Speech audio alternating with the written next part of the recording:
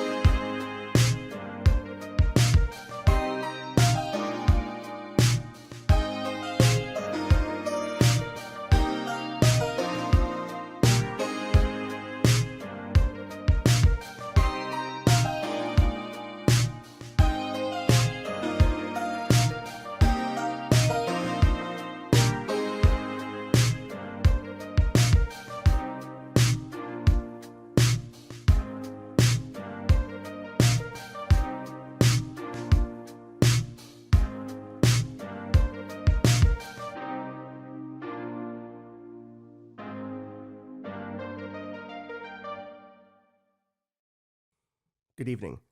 I'm Ralph Morons, this one in darkness. By now, the news has probably reported on the unfortunate news. We're recording this a little early. We have not gotten confirmation yet that this has happened. But the 5 people who took a sub down to the Titanic to explore, or more than likely, dead. It is unfortunate. A loss of life is always sad. And we here at this one in darkness, well, we extend our sympathies because it ended in oceanic darkness. The lower you go, the less light there is. As they join the new legacy of the Titanic. The Titanic claims another victim, or the Arctic Sea claims another victim, however you want to look at it. But we'd be remiss if we didn't look into the story and see could there have been anything done better? Who were these people? And why did Twitter make fun of all these people so much? Let's take a look at who these people were. According to CBS News, what you need to know about the 5 people who were in the sub. Number 1, Hamish Harding. He was the chairman of Action Aviation. Harding is the chairman of a company called Action Aviation, which sells aircraft to Fortune 100 companies, international corporations, heads of state, people in entertainment, and the sports industry. The British businessman is referred to as a billionaire in the British press, but Forbes magazine popped in to go, pump the brakes there. He's not included on our list of world's richest people. So not only did he have the indignity of dying in a sub, he was also pointed out, he's not really a billionaire. He's just shy. He's just a millionaire. So maybe it's not as much of an important story when it's a millionaire. But billionaire does sound more interesting, and we will allow him to continue to identify as a billionaire because that's his life choice. I will not stop that from being the case. Rest in peace, Mr. Harding, which is interesting how he conquered the air, and it was air that took him out in the end. There's been some stories about his stepson that came out. Mr. Harding's stepson, his name is Brian Zaz, S-Z-A-S-Z. He's been having the time of his life since it got announced, actually. He hit up a Blink-182 concert. His caption was, my family this might seem distasteful, would want me to be at this Blink-182 concert because music helps me deal with tough times. And Blink-182 is my favorite band. And you know what? He's right. We all cope with tragedy in different ways. Some of us made 9/11 jokes. I made them the day of. He chooses to go to a Blink-182 concert. They have plenty of good songs that are a little depressing. I Miss You, he definitely sung that a little differently this time. The song hit just a tad bit harder. But he was also flirting with OnlyFans models. OnlyFans model going by Perfexia put, "Can I sit on you?" And he retweeted, "Yes, please," minutes after his father was reported missing in the sub.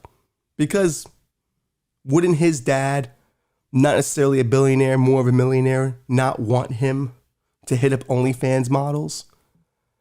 Maybe these OnlyFans models could help with the grief. They're always looking for money. Maybe he can pay them to please him in this hard time. To be fair, beautiful women have always made men feel better. Whether it's with fucking, sucking, or tugging. Women do make men feel better. And God bless Brian, and we hope he's doing okay. I hope he enjoyed the Blink-182 concert, and I hope an OnlyFans model does respond to his thirsty retweets. And I hope she does sit on Brian, because he deserves it now more than ever. Cardi B was not happy about this. Sticking her nose where it doesn't belong. Cardi B called him out, saying no one can judge the way you deal with this trauma, after Cardi B made a video calling him out for attending the concert. Oh no, someone else said that. Where's this Cardi B video? I want to play this Cardi B video. Oh, here it is. Let us play this Cardi B video. Of course, there's an ad. Websites seem to be stopping with the ads. Okay, so one of the billionaires that's missing on the water from that submarine. One of the billionaires, their stepson, is at a concert, right? At a Blink-182 concert. And people is like, well, what is he supposed to do? Be sad at the house? Is he supposed to go look for himself? Yes. You're supposed to be at the house sad. You're supposed to be crying for me. You're supposed to be right next to the phone waiting to hear any updates about me. You're supposed to be counseling your mom. Like, isn't it sad that you a whole billionaire and nobody gives a about you? Like you missing and mother ready to shake at concert. That's crazy. I'd rather be broke. I'd rather be broke than and poor, but knowing that I'm loved. Like, okay, so one of the billionaires. What's crazy about this is she's not wrong. Do people not care about people who have millions of dollars? Did Offset not care about her feelings when he cheated? So who is she to judge young Brian for attending a concert? It's not like he's abandoning his wife and children to go have fun with some floozy. He has no children. Technically, he no longer has a family. So he's going to the Blink-182 concert to go deal with his trauma. Now, he responded to her in a very, very gruff way. What a posh, trashy celeb. He's British. Cardi B trying to get clout off me and my family suffering. I went to a Blink-182 concert for coping rather than sitting at home watching the news. Shame on you, Cardi. Get some class. Cardi B, we all know your latest release was trash. Is your career just desperate for attention now? I like this kid. He fought back. Who are you to tell him how to process trauma? I've gone to wrestling shows after breakups. Should I have been at home looking deep inside going, why did I lose my current relationship? What could I have done better? Certainly. But I didn't, because I did not want to deal with the sadness. I moved on like this kid has. And to be fair, he needs to start generating a brand now. His dad's dead. He's inheriting millions of dollars according to Forbes, not billions. He's got to start thinking about the future. If his future is slamming celebs like Cardi B, I'm in. I would like to be his new publicist. He's got to start thinking about post-funeral situation. Because the sympathies are nice. You'll get the funeral montage. They'll cut some beautiful videos. You'll do a few interviews. But you got to start thinking about life beyond. Life beyond the sub. His dad wasn't thinking about life beyond the sub, but he's gonna. And then Blink-182 Concert is not a bad way to start. It's a pretty good rollout. Blink-182 has been quiet on the subject. Fair. But that is the stepson of Mr. Harding. And he is a stepson, so maybe there's something else going on there we don't know. Did he molest his stepson? I'm just throwing it out there, allegedly, respectfully, honestly. Maybe there's something else going on. We don't know the relationship. Cardi B's assuming a lot. She should be coming out with a new album. Because these features aren't cutting it. You're not Lil Wayne. Only Lil Wayne can spend a year doing great features. You have to start proving you can actually write your raps. Another person on the sub. Paul Henry Nagolit, Frenchman, considered Titanic's greatest explorer. Nagolit is known as a Titanic expert, according to Oceangate's website. He led 6 expeditions to the ship and its wreckage site, and is known as the greatest explorer. He is also the director of the underwater research for RMS Titanic, an American company that owns the salvage rights. You can own salvage rights? That's a bit morbid, ain't it? Owning the salvage rights to someone's disaster? Do you own the bodies? What do you do with the bodies? If my relative died in some kind of tragedy and I wanted to go get them, but I was told, hold on now. You don't own the rights to this or your relative's body. I have a problem. And has no one watched Spider-Man Homecoming? This is the exact plot. The Vulture thought he had the contract to clean up the Avengers Tower situation. But Tony Stark stepped in and said, that's my salvage. I own the rights to that, and I'm taking this equipment with me. Do we want to be creating supervillains, I ask? Maybe that's what we're doing. And maybe that's why Paul Henry Nagolit was doing the Tony Stark of this unfair situation. He operates exhibits featuring artifacts from the ship. So not only is it salvage rights, he's benefiting from showing them off. About 30 million people have visited his exhibits, according to the company. In an interview with CBS News, G. Michael Harris, founder of the RMS Titanic, said Tuesday he was worked with Nagolit for the last 30 years and described them as an all-around good guy. Because when you don't really know someone, that's the best way to put it. He's alright. He's a good guy. Titanic's greatest explorer, taken by the waters of the Titanic. Stockton Rush, CEO of Oceangate. Rush, the CEO of the company running the expedition, is also the pilot of the missing expedition. When he was 19, Rush was the youngest person to become a jet transported rated pilot when he earned his DC-8 type / captain's rating from United Airlines Jet Training Institute. United Airlines? Rush earned a bachelor's degree in aerospace engineering from Princeton University in 1984 and an MBA from Berkeley Haas School of Business in 1989. In 2009, he founded Oceangate, where he oversees the company's financial and engineering strategies. Now, some people would say, Dan, the CEO is down there. That's no good. That's no good. But while we have him in our focus, let us hear from him about the details of his sub. There's a New York Post video that breaks it down. An experimental submersible vessel that has not been approved or certified by any regulatory body and could result in physical injury, disability, emotional trauma, or death. Where do I sign? Oh, it's one of those deep videos that has the captions like, ooh, spooky. We only have one button, that's it. It should be like an elevator. I couldn't help noticing how many pieces of this sub seemed improvised. We can use these off-the-shelf components. I got these from Camper World. We run the whole thing with this game controller. The game controller he is showing is a knockoff brand GameCube controller. Now, if you're a gamer out there, you know Mad Catz, NYKO used to make these knockoff generic brand controllers when you couldn't afford to buy the Nintendo one. And we all know how often the connection would break on those controllers. Based off that information, I'm under the belief that an old person crashed that sub. Have you ever given a video game controller to an old person?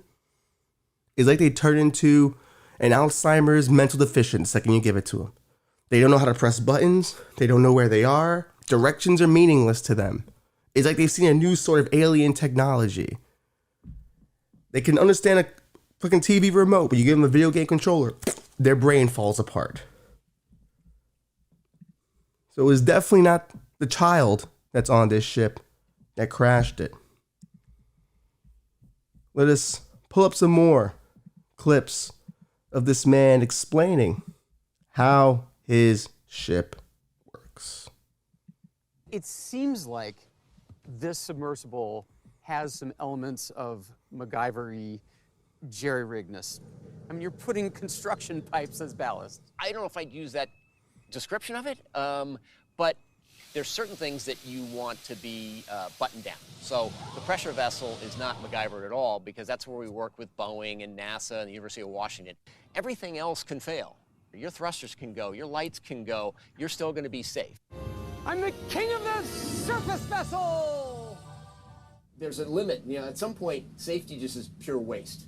I mean, if you just want to be safe, don't get out of bed, don't get in your car, don't do anything. At some point, you're going to take some risk, and it really is a risk-reward question. I said, I think I can do this just as safely by breaking the rules. I think.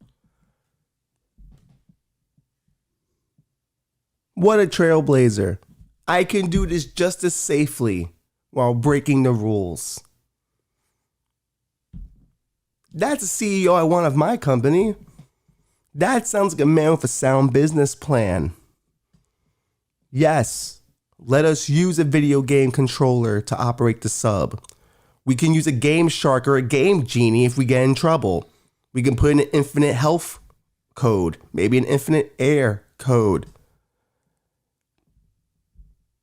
But this does kind of bring up regulations.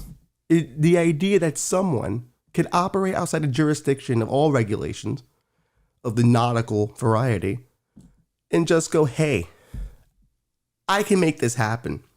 This to me is a byproduct of hustle culture. Me and the great Raymond Baxter were talking about this morning.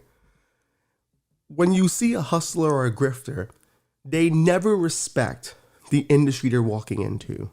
They just think we'll figure it out as we go. But the water is deadly. Have you not watched The Abyss? Has no one watched Black Panther 2? There could be Atlanteans down there. Aquaman, we talked about this last week. The orcas are fighting with us now. Did no one think the water could be dangerous? A teaspoon of water could kill a man if put in his body at the right time. You can choke on a teaspoon of water and die. No one respects the water, even though we are 75% water.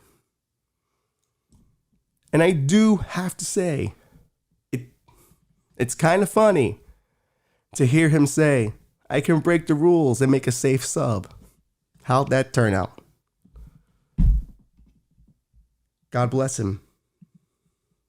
I hope, like a true captain, he went down with the sub. The last two people to highlight on this would-be adventure turn tragedy is a father and son duo. Where are their names? Give me their names, CBS. Shahzada Dawood and his son Solomon Dawood. Shahzada Dawood is 48 years old, is the vice chairman of Dawood Hercules. Dawood Hercules. Really? Terrible fucking name. An investment and holding company based in Karachi, Pakistan. Dawood Hercules is part of the Dawood Group, a family business for more than a century. Damn, they're doing pretty good. According to his biography at the SETI Institute, where he serves on the board, Dawood is the heir of one of Pakistani's largest family fortunes. And according to the New York Times, Dawood is a resident of the UK with his wife and 2 children, Salman and daughter Alina. The SETI Institute noted that he is also an ardent animal lover. He's going to be joining them now, and has a master's degree in global textile marketing from Philadelphia University in the US. Philadelphia University, that sounds fake. And a law degree from Buckingham University. That sounds double fake. Salman Dawood is 19 years old, of course, his son, according to the UK's Daily Mail. He is a fan of science fiction, and he also enjoys solving Rubik's Cubes, playing volleyball. According to DH Group and Ingro Incorporation, part of the Dawood Hercules Group. He's the real victim of this, the 19-year-old. Because what a way to find out your dad makes questionable decisions. Being in a submarine that will probably cause your death. It kind of makes me happy that my dad wasn't rich and my dad was barely there, because I'll take trauma over dying at the bottom of the ocean any day. I get to live with what my dad did to me. This kid can't. This father is taking away from us probably one of 14 people who know how to solve Rubik's Cubes. So who knew what this kid could have been? 19's a very young age. We can only talk about his potential now. The way we used to talk about Ezra Miller's potential during Justice League and when he started screwing up his life. We always said, man, if Ezra can get it together, we could see his potential as an actor. Unfortunately, we have seen his potential as an actor. The Flash is terrible, and he's terrible in it. I would trade Ezra Miller for this 19-year-old kid immediately.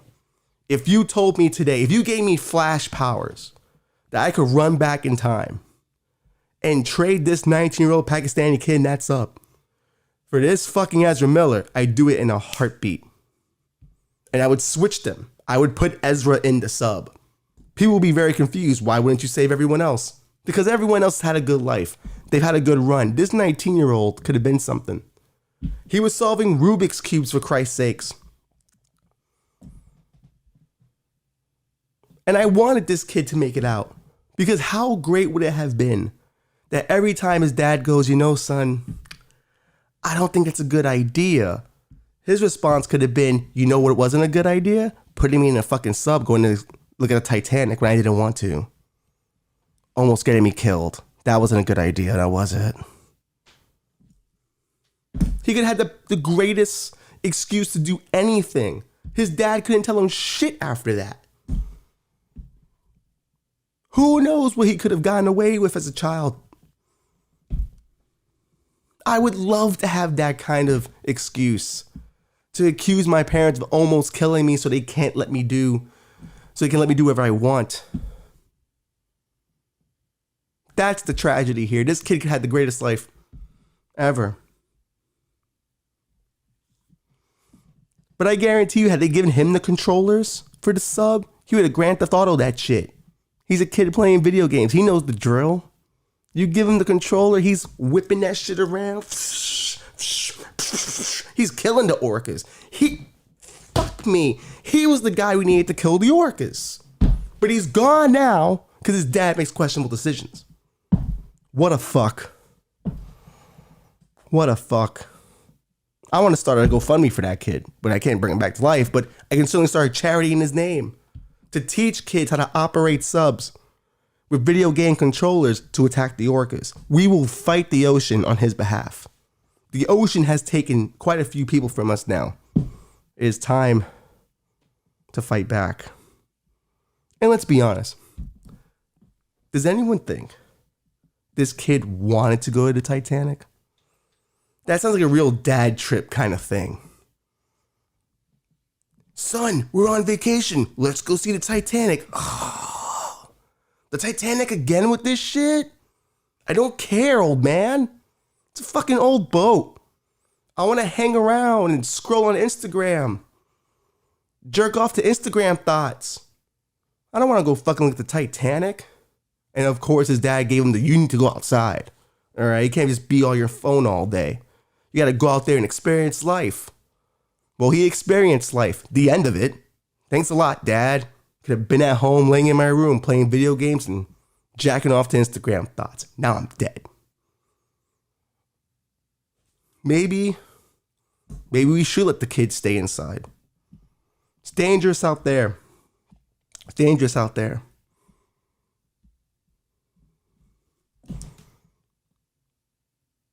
The universe is a cold bitch. Definitely as cold as the Arctic waters that took them. But here's the thing. I understand that in every tragedy, there is a bright side. There's a bright side. Like all American corporations, this will lead to a pivot. Off the bodies and possibly deaths of their clients, they will pivot and maybe make better subs for more optimal performance for the enjoyment of their future clientele and continuing their mission of semi-luxury exploration.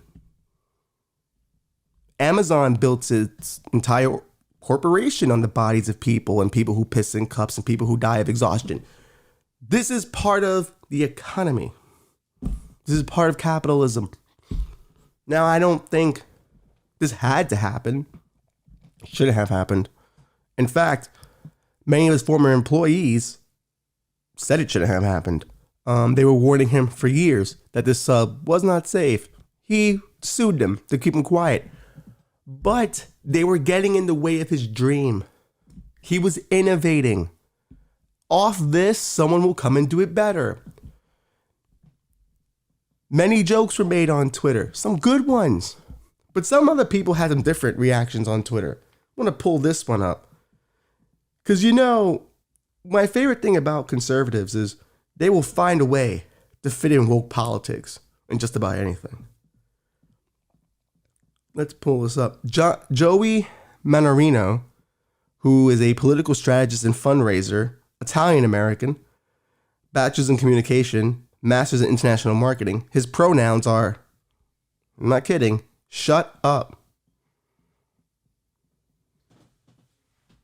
That's legitimately on his Twitter bio. His tweet goes, wokeness killed the people in a submarine. Let that sink in. They died because the woke CEO said he wouldn't hire 50-year-old men. Who knew how to command submarines and would rather train others? And the CEO died too. That's the next level of go woke, go broke. His follow-up tweet. This post seems to be triggering some. But you can listen to this right here where he says he's not hiring on competence on what will, he's not hiring on competence, but on what will inspire people. I don't care what color you are. I don't want no damned inexperienced people driving my submarine.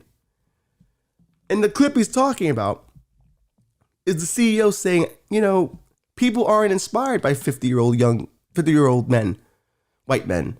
They want to see young people at the helm. I don't know how woke it is to have young whites operating the whole thing, because that's the crew. The entire crew of Ocean Gate is just young and white. So I don't know what woke part is there. He claims ageism is woke. Maybe. But you can never miss an opportunity to turn something political. And that's what I appreciate about our current era. Did wokeness sink the sub? I mean, if you're saying that, that would have to mean you thought the Pakistanis were driving. And I live in New York. They tend to drive the cabs. I trust them. I would trust them with a sub. I think it was the old white men that sunk that ship.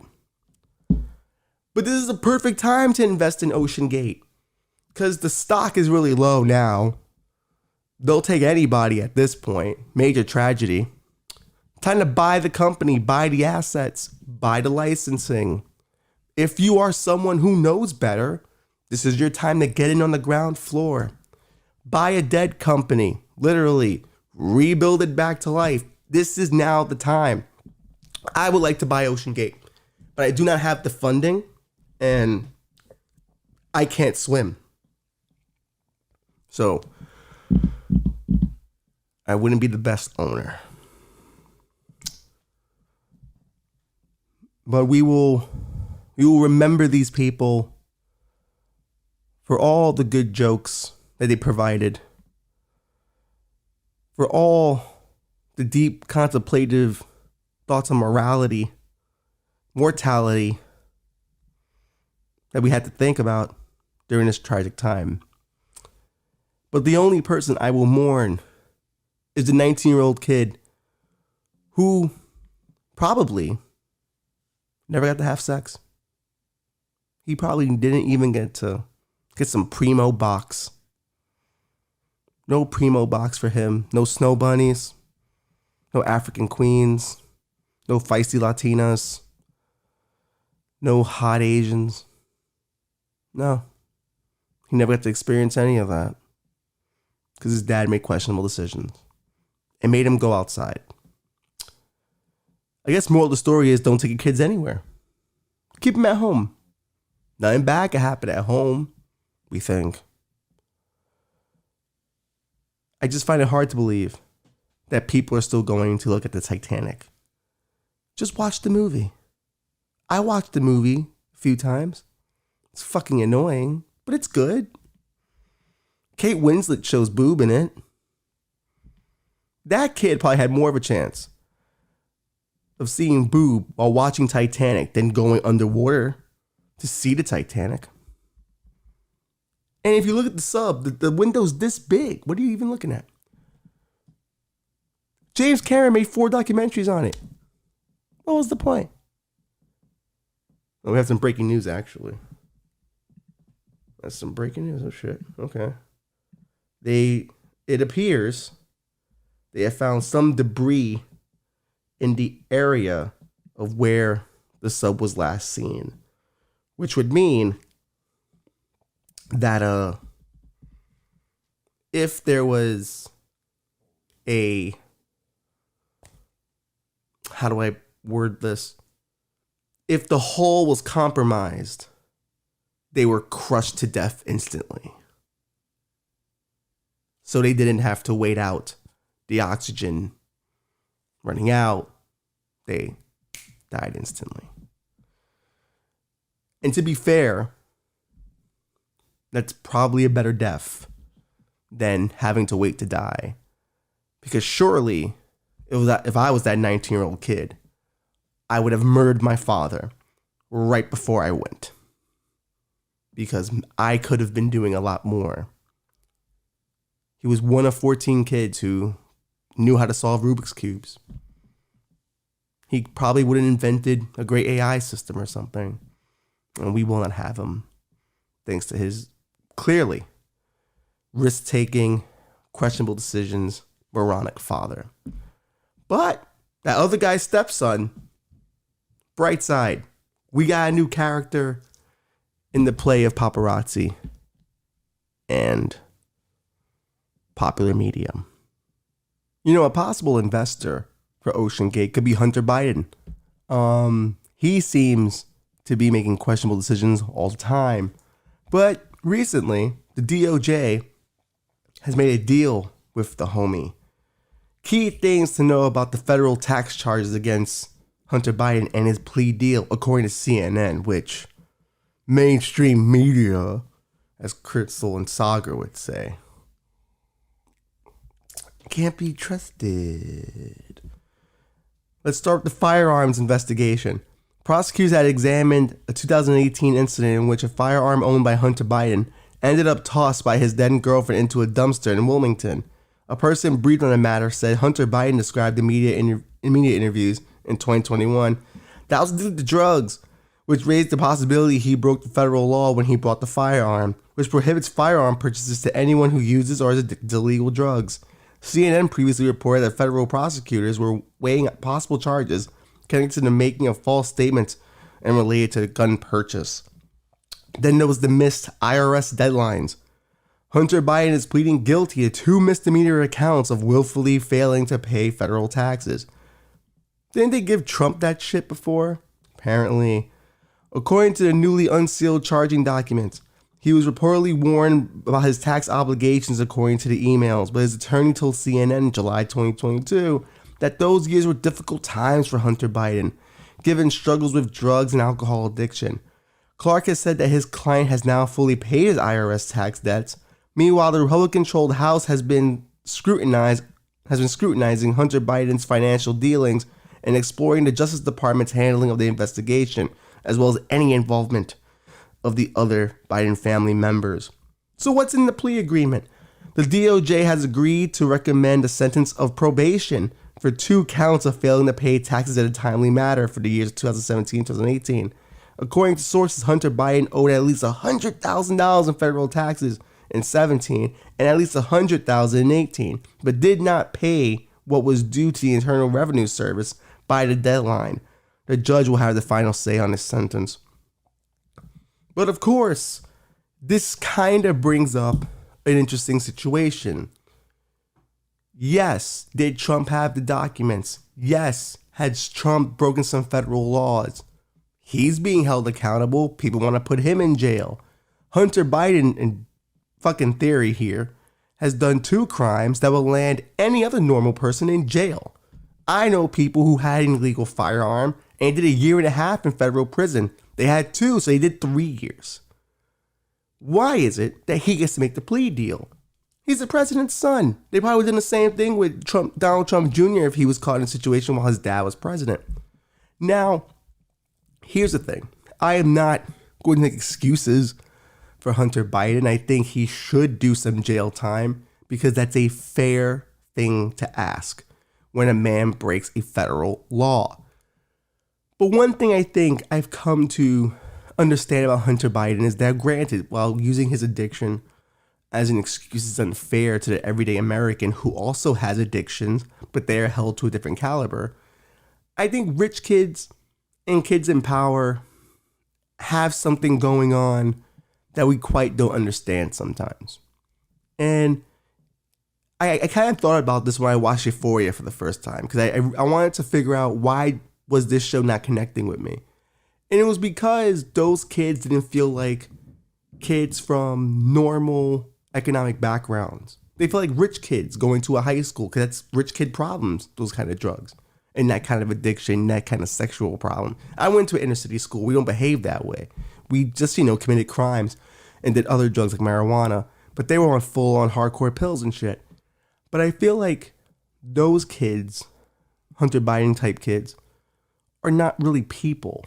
They're products. And Succession kind of talks about it a little bit as well. I think Hunter Biden has to deal his entire life with his dad being a man in power. And his only existence is related to being to someone in power. He doesn't have a talent. His art is terrible. He's only ever gotten jobs because of his last name. And what he mostly does is just set up meetings for the quote unquote big guy, which is his dad. He has no talent. He has no purpose. His brother had purpose. His brother was in the military. He died of brain cancer, RIP. And then he fucked his brother's widow.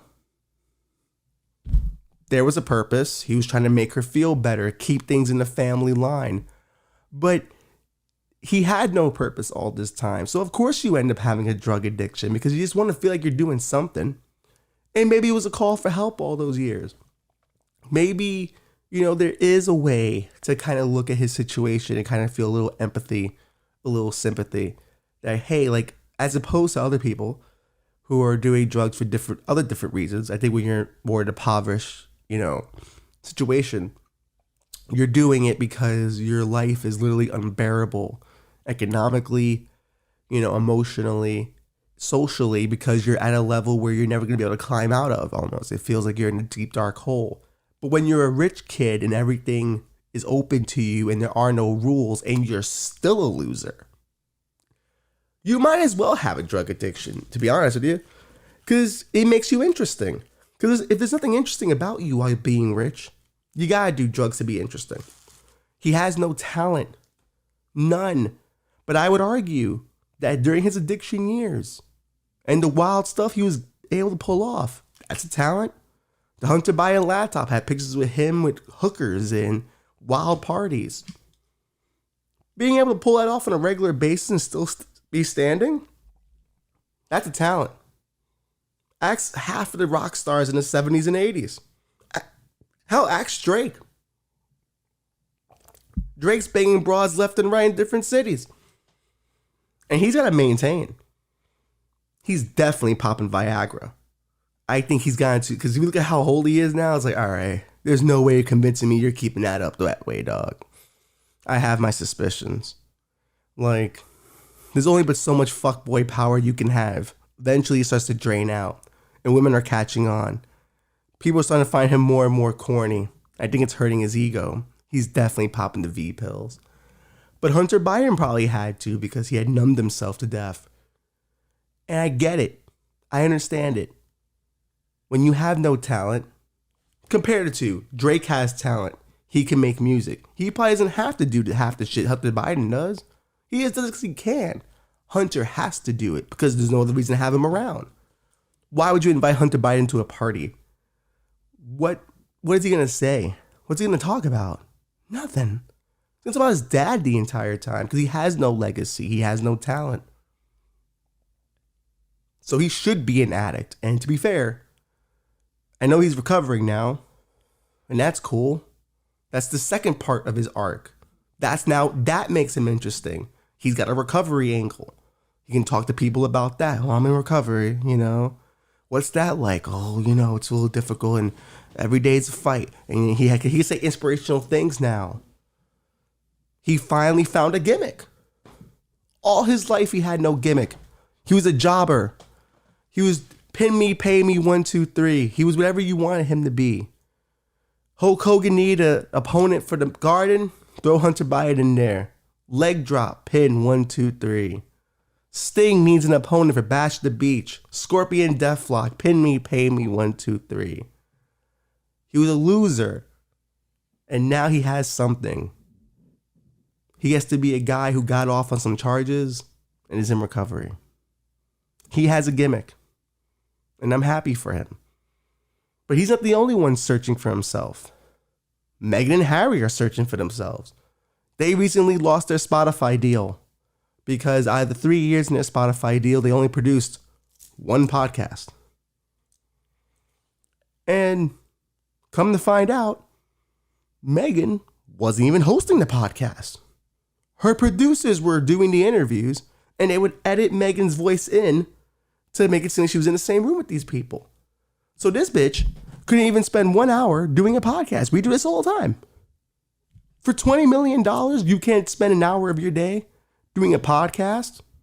I do it for free.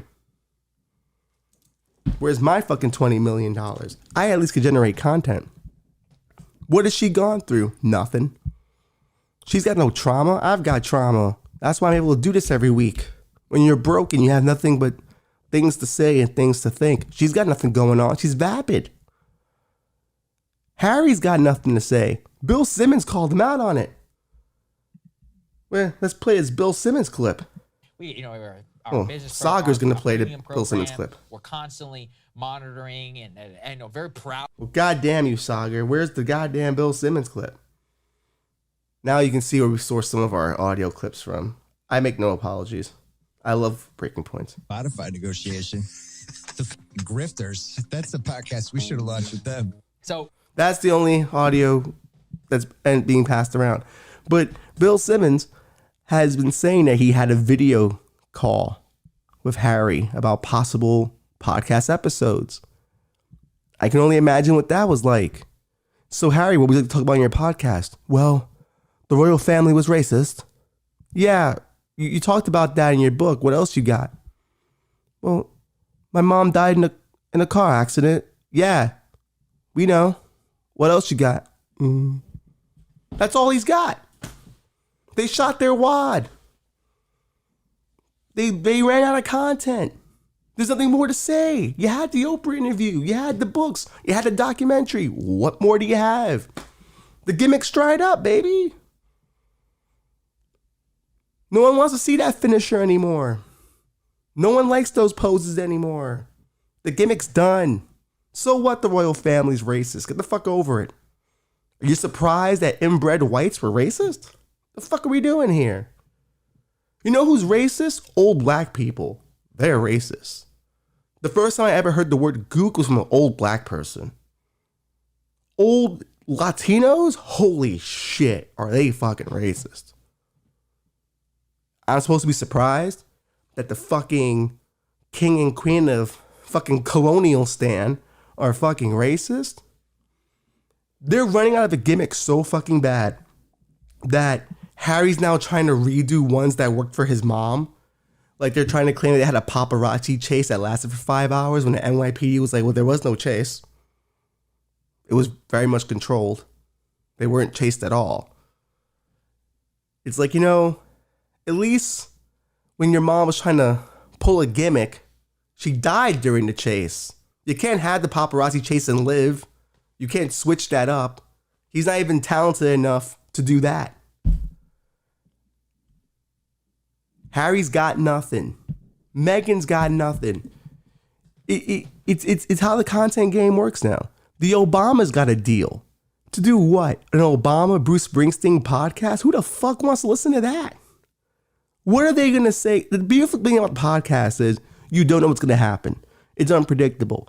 People act like themselves on fucking podcasts. Maybe this is a character. Maybe I'm saying things in a character. You'll never know.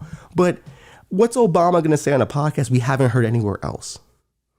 What's Bruce Springsteen going to say? Nothing. He's boring. They're both fucking boring. They're not going to let their hair down and go, like, Obama's not going to go, people say I did a lot of drone strikes, but they were kind of fucking cool, weren't they? Like, weren't they cool? Bruce Springsteen's never going to admit how he fucked over half the East Street Band. So what the fuck is there to talk about? Meghan has nothing. Harry has nothing. None of these celebrities have nothing. The podcast bubble's going to burst, and I can't wait. Because half of these celebrities won't be around. Jason Bateman will be gone. They'll all be gone. Can't not wait. How horrible is it that you have to try to replicate your mom's paparazzi chase to be relevant again? God damn, Harry. You had it good. You wore a Nazi costume and you still got to marry a beautiful black princess and you're fucking complaining? Your brother took the heat for defending you. You can go back to the royal family anytime and get that money back. My family has no money. I can't go back to Puerto Rico and be the prince of Puerto Rico. We had no princes. We were Tainos. And we were all equal.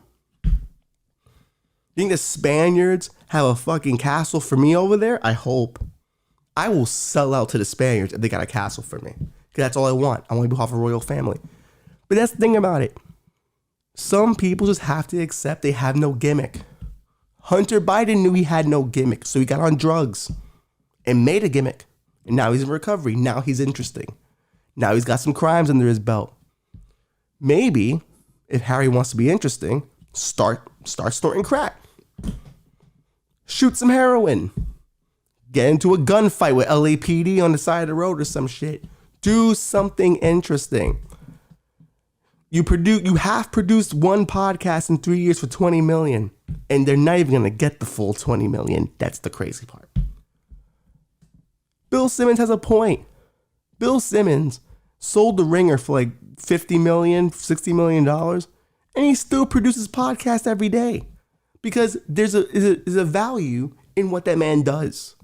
But we get so caught up in the whirlwind story of, wow, look, they left the royal family and then I have a media deal and now they're going to speak truth to power. But this bitch Meghan can't even sit in the goddamn room where her podcast is being recorded. Why do we reward these people? These vapid, no-talent individuals. She was a terrible actress. I remember fucking Harry talking to Bob Iger from Disney, and he's literally telling him, she does voiceover work. She can really do some good narrations. And Bob Iger's like, yeah, that's great. That sounds great. Yeah, I'll keep that in mind. He wasn't keeping that shit in fucking mind. He knew what was going on. He couldn't wait to get the fuck out of that conversation.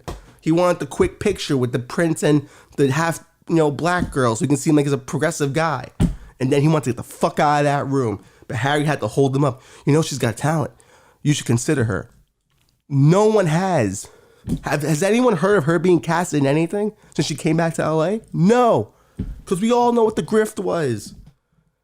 We all got to, it was 2020. It was during Black Lives Matter and all that. We all wanted to be wrapped up in a black princess story. And wow, the royal family finally got theirs because here's some melanin coming into the family. And how'd that turn out? Terribly. Maybe they had a point. Maybe it should have stood all white because it all been all right.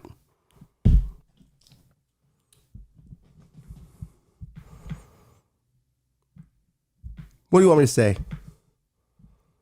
She did herself no favors. Sometimes people crumble under the pressure. She could have been something. I ain't even offered her a post to be like ambassador of like the British Isles, like down there in the Caribbean. She could have made some real changes. But no, she wanted to be a star. Everyone wants to be a star. Everyone thinks somehow you can parlay personal tragedy or personal inconvenience into being a star. Doesn't work for everybody.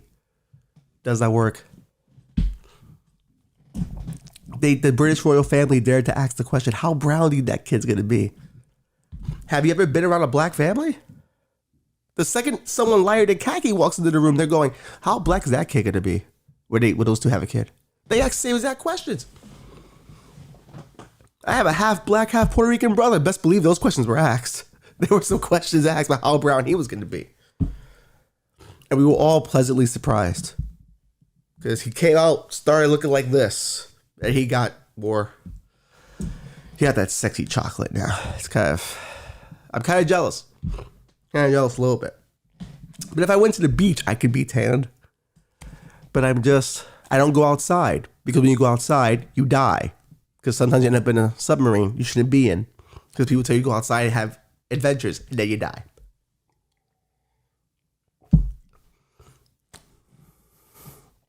Harry and Meghan have a new gimmick.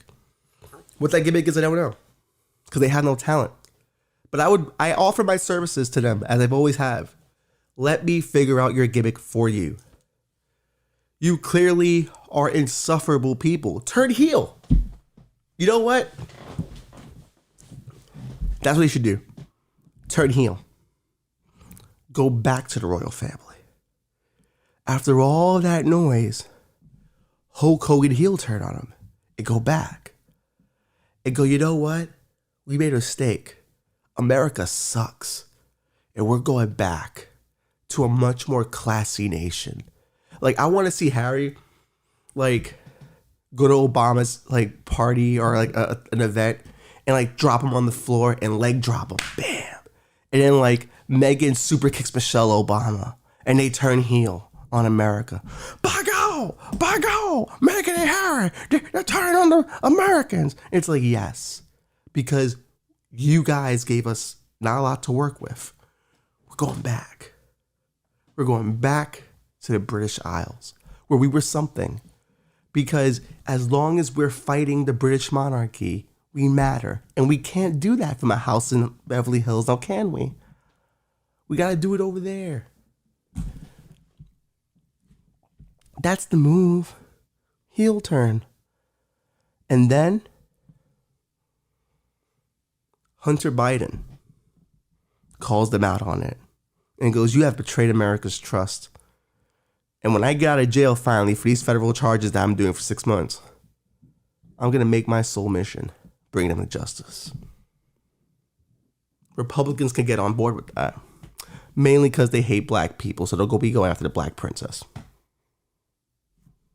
Ain't that some shit? I should be booking America.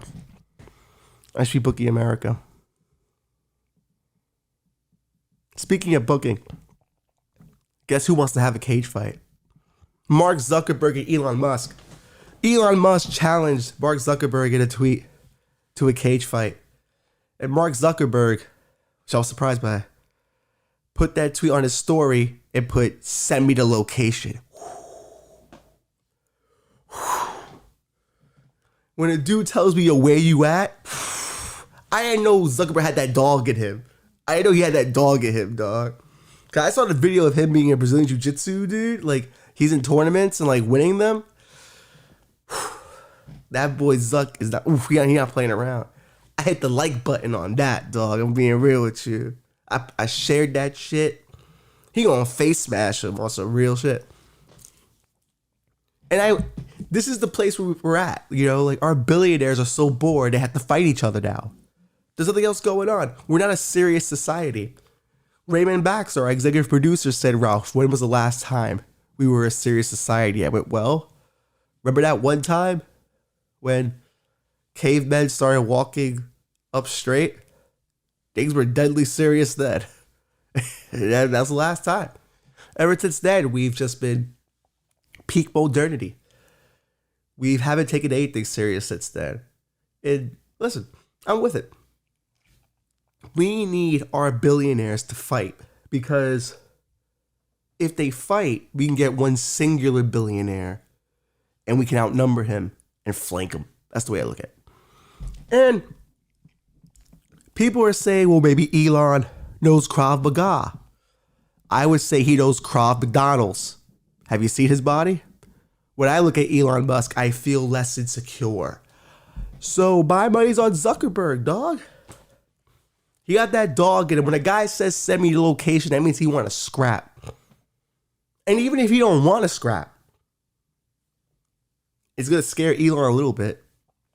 Recently convicted, apparently rapist and human trafficker Andrew Tate offered to challenge Elon.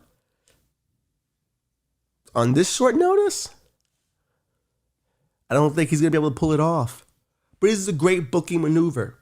Who else should be fighting on this card? Well, I think Jack Dorsey should get in there. The guy who invented Snapchat versus Jack Dorsey. Get some more tech millionaires involved. Let's get Bill Gates in there. Bill Gates versus Tim Cook of Apple. Let's settle it once and for all. Who provides the best operating system? Who runs T-Mobile? Get him to fight the guy from Sprint. We should bring all these billionaires and tech guys together for Techomania. And let's do it.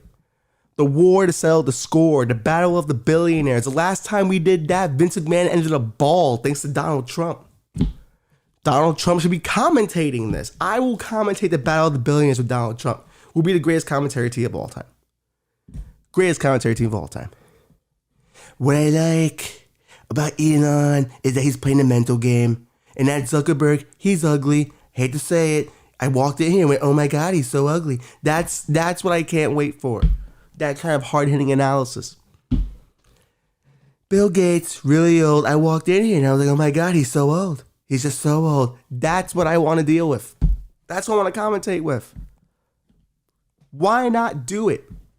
I don't want a Royal Rumble where they all fight each other. I want individual matches. I want a Mortal Kombat, a tournament. Battle of the billionaires. But Zucker's gonna fuck Elon up. And here's the thing, I need this to happen. Because Elon Musk has way too many dudes dick riding him. I need Zuckerberg to beat his ass. For the good of all that is holy, I need Zuck to tap him out. And it has to be an embarrassing tap out too. It has to be like, you know? Because have you seen Mark Zuckerberg? Who wants to get tapped out by that dude? Who's a fucking alien? Probably is an alien. But I want this fight. Tail of the tape? Listen, you don't even need a tail of the tape. It's going to be a fucking massacre, bro. R.I.P. Elon. Teslas were cool. You know, SpaceX was cool, but fucking Zuckerberg about to kill a motherfucker, yo. In this universe and in the metaverse, it's going to be wild. But we need this as a society. You know? It will unite everyone. And Zuckerberg's been talking hot shit about Twitter. Zuckerberg said that it's surprising to him that Twitter does not have 1 billion followers or 1 billion users. You know what does though? Facebook. Just saying. Just saying. You want to let him talk shit about your platform like that? You just bought it. You just bought it. So Elon better not bitch out. That's what I'm saying. Dude said, send me the location. Elon responded, Vegas. Cage. I'm with it. Let me tell you, if this fight happens, I'm buying tickets. We going, Bobby. We going to this. We gonna be fucking ringside for this shit. I will blow my entire life savings to go at this fight, so I can tell my kid I was there when two tech billionaires who had no right fighting in a cage fought in a cage. If Meghan and Harry was smart, they would invest in this. Matter of fact, fuck it. I want Harry and his brother William in the cage. They got beef, let's settle it. Like that movie Warrior with the two MMA brothers. Throw them motherfuckers in too. Throw them in. You can have Meghan Markle be the ring girl because that's the only talent she's got. You can have her do that. I'm saving everyone's life today. And the money can go to purchasing Oceanic, the submarine company that just killed those people. And we can start a GoFundMe so that billionaire who technically, according to Forbes, was actually the millionaire, can be the billionaire in his dying days. Time is a flat circle. Everything is connected. Mark Zuckerberg is going to kick Elon's ass. But then again, who knows? I could be wrong. I could be overestimating things. But one thing I think we all know is how this one is going to end.